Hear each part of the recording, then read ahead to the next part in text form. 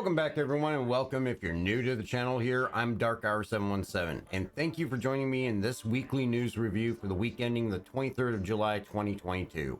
This is where we'll go over all the latest happenings throughout the Star Citizen universe. This week we have a fair amount to go through, though Inside Star Citizen is still on hiatus. But before we get into it, do me a favor, and if you like these updates, hit the like and subscribe button and help me get the videos out to more people. I definitely would appreciate it. And also don't forget to stick around to the end of the video to see how you can be entered to win a chance for a Origin 325A. This week we continue through testing of PTU patch 3.17.2, and with numerous releases over the week, we continue to see additional improvements. This week we had the opportunity to test several new things in the PTU, as well as more runs of Siege of Orison. This week we saw the addition of server capacity testing, which is fluctuating the server caps from 50 players to as much as 120. Including several streamers taking advantage of this with 100 player battles as well as 100 player re-entries into Atmosphere, which all looked amazing. On the days that Siege of Orison has been tested, we have seen a cap at approximately 75. Now this Sunday we're going to actually see another playthrough of Siege of Orison starting at 1 p.m. Eastern time with a similar 75 player cap.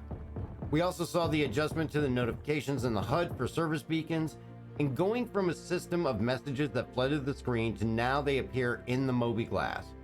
This is a highly welcome change, as the number of messages really reached a point of annoyance, as there was barely a couple seconds in between concurrent messages. So these will only show when you're in your vehicle.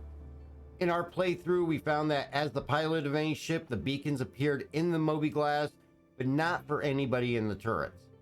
It is unknown if this is the intended way, but found that it was very convenient for us. Other things that we experienced in the PTU this week was an improvement in stability, seeing less and less crashes to desktop. Though not completely gone, the mass crashes have severely diminished for sure, along with the number of 30Ks as well. Though still some minor issues have been seen as far as testing, we did see where once again the Siege of Orison, the ability to find the final lieutenant and complete the mission is a problem. One playthrough we did, the event was able to be completed and we received the payout. Then the next one, the lieutenant failed to spawn in at all at the admin center. Also, several players experienced the inability to interact with the data pads of some lieutenants, while other players on the same session had no issue. Midweek, we saw a PTU patch that warned everyone to stay away from Orison, Grimhex, and Area 18 due to malfunctioning elevators. We also see the issues with ships from player Scoundrel Pack and other game packs not appearing in PTU. Now this is listed as a PTU only issue, and I'm really hoping that we don't see this bug move over to live once it's actually released. Some improvements were made though with the AI NPC interactions, with both playthroughs of Siege of Orison this week not feeling like a target range of non-hostile NPCs. It truly felt challenging as the AI finally began fighting back, and even to a point where we had to backtrack several times to pick up down team members. The additional challenge, now that the NPCs were working, made the Siege of Orison much more fun, being that it really upped the difficulty in making your way through the platforms. The other items in the PTU we see are improvements in some of the derelict colonialism outposts that had areas that were incapacitating players. This has been fixed and poses no further risk to those exploring the areas. Also seen is improvements on the hull health, brakes, and reverse speeds of the Ursa rover, as well as an increased railgun damage, and also an update to Reshade 5.3. So really a big question that is on everyone's mind is, when is it going to go live? Currently we know they have a PTU playtest going on Sunday, and I think if we continue to see the improvements that we have and nothing falls backwards, the chances we see this go live is very good for the early part of the week. We of course know this brings along with it the wipe. This is a huge thing, as it will clear all AUEC outside of each player's base amount, as well as all in-game purchases such as weapons, armor, and ships. Be aware though that your reputation is going to stay. This is the one thing that will not be reset. Now those of us that have been in the verse for several years, this is not something new. Some new players may be a little turned away due to this, but rest assured that CIG is now only doing these wipes when it's absolutely necessary. This can be in cases of server stability or exploits creating issues in the verse, but really their goal is to limit the number of times that they do this. In the scheme of things, this will actually help in some ways. The amount of AUEC achieved due to exploits that is out there will be brought under control, which benefits the economy in game, as well as cleaning the back end up can also help with stability. We did see this a bit with the wipe of patch 315, and I would expect that we'll see the same with 317.2. We will continue looking for the patch to release to live and will provide for a post-release review once it has. The main thing to remember is this. Even though this is only a .x patch, it is a huge thing as it will need to provide plenty of content and entertainment until the extended testing on 318 is done. And the goal is that the new features as well as the dynamic events will pull this off. With Siege of Orison coming, I will not be shocked to also see Ninetales Blockade, Jumptown, and even possibly a Xeno threat get thrown in at a different time over this extended time frame. So hit me up in the comments, let me know what you're thinking of the patch 317.2. If you're playing it on PTU, I would definitely love to hear what your experiences are. This brings us to our normal sources for news this week, and on Monday we saw the typical This Week in Star Citizen, announcing the normal lore as well as the roadmap roundup. And with the special Battle of the Bricks on Friday, we will not see a Star Citizen live this week either. Of course, the Battle of the Bricks is a charity event pitting the EVE Online staff against the Star Citizen staff in a head-to-head build-off of each other's ships using LEGO. This is to raise money for the Children's Miracle Network hospitals. I'll cover a little bit more into the event further along. Tuesday, we did see the lore post for Untold Tales, Ghost Ship from Beyond Saturn. This is actually one of my favorite lore posts. This is a telling of an unexplainable story about the RSI Zeus C6. In 2944, the scanning vessel Tintern Abbey documented an unknown reading on the dark side of the moon Lapidus. Detected several meters below the surface, this was believed to be unexploded ordnance as the area was known for use as a heavy weapons testing site. The UEE then sent out a cleanup crew only to discover that it was the long-lost RSI Zeus C6. The Zeus was the first civilian-owned spacecraft to be mass-produced. The C6 itself was over 800 years old at this point and had been lost when testing communications equipment that would allow for maintaining comms in the dead regions of space. The test was to occur while transiting the dark side of Lapidus, but when maneuvering around the moon, no communications were ever received from the C6 once in the dark side of Lapidus. While after the loss of the C6, search parties were formed and tried to find the ship and its 3 crew, no sign of it was ever found. Once an archaeology team was dispatched to investigate the wreckage, it was found that the C6 was actually in fairly good shape with some damage to the engine pod. The interior remained sealed, and once entered, they discovered that the crash was a soft crash and appeared that the crew survived, though some may have been minorly injured as first aid supplies were found to be opened and used. After searching the ship, they found no other signs of ongoing life after the crash and discovered several emergency supplies were missing. This, of course, indicating that the crew departed, though leaving without the rescue flare gun.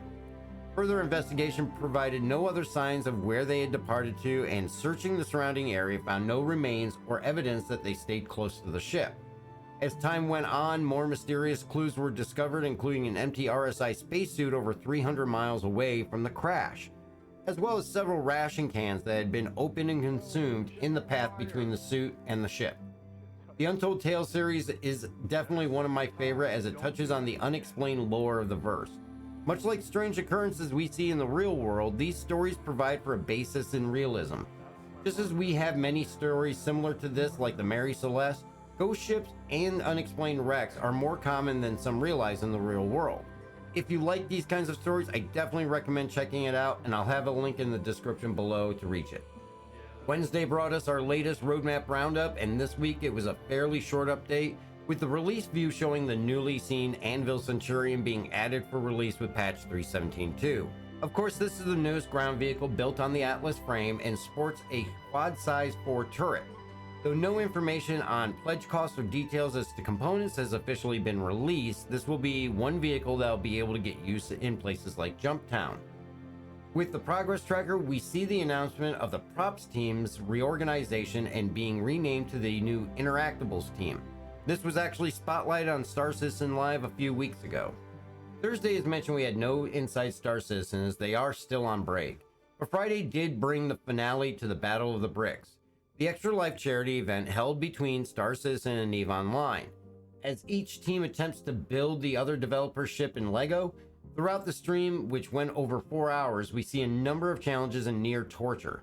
With Disco Lando believing he would be safe on the control board, they even found a way to drag him into the challenges. While the emphasis was on raising money for the Children's Miracle Network of hospitals, the participants did a great job in providing entertainment as well, with challenges that were designed to hamper the building progress of each team's designated builder to spinning a wheel of misfortune that they each had to suffer through penalties. The wheel then also provided for many giveaways from both Star Citizen and EVE Online, but also contained things like Chat Makes a Smoothie, Wolffish, Lego Walk, the Bomb, and more. While Chat Makes a Smoothie is self-explanatory, the Wolffish is eating an Icelandic wolffish which resembled more like fish jerky and has an odor that supposedly is extremely bad. The Lego Walk is the fear of all parents out there and an inevitable occurrence that comes with having children, the dreaded stepping on a Lego in your bare foot. And then we had the Bomb, and this is in regard to a well-known hot sauce among the Star Citizen staff and consists of eating a chip with a generous portion on top. I will say it was funny watching a grown man cry watching this one. Though the event is not on the Star Citizen YouTube page, you can catch the VOD over on Twitch. After the event, before signing off, they had successfully raised over $20,000 US for Extra Life. And they'll actually be keeping the donations up and running through the end of the year so people can continue to give to this worthy cause. They actually finished off the show with shots of the chat-made smoothie, and this started consisting of milk, banana, horseradish. And when picking the last ingredient, Xylo actually stated if they hit 20,000 that they would just add all the ingredients, which also added pickled onion, marinated herring, strawberry jam, mayonnaise, the bomb hot sauce, and more. And then at the end, everybody in the studio took a glass and toasted to their accomplishments with the money that they had raised for this amazing event. And this also included the builders as well as Disco Lando, who opted to choose to drink straight from the blender. And that's about it for this week's update. I hope you found it interesting, and leave a comment to let me know what you think of patch 3.17.2 so far, or even what your favorite lore topics are. Remember to get your entries in for the Origin 325A giveaway. Just subscribe here and leave a comment on any video to enter. You can also get a second entry by heading over to Twitch and following over there. The winner will be drawn on August 1st. While over on Twitch, you can also catch the stream every Wednesday, Friday, and Sunday night at 7 p.m. Eastern Time. And if you want to help support the channel or the stream, check out the merch store, the Patreon, or even get a membership here by hitting that join button for as little as 99 cents per month. All of that goes right back into our giveaways for the community. I want to say thank you to everyone for joining me and hope you're having a great day, and we will catch you next time.